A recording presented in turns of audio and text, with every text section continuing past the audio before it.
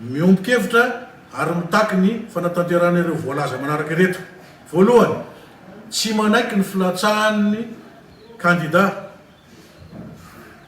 izay tsy mitondra, tsy mizaka ny zoam-pirenena malagasy hifanina ho filoham-pirenena. Faharoa, mitaky ny fanovana ny rafitry ny CENI amin'izao endriny ankehitriny izao sy hatrany fotony.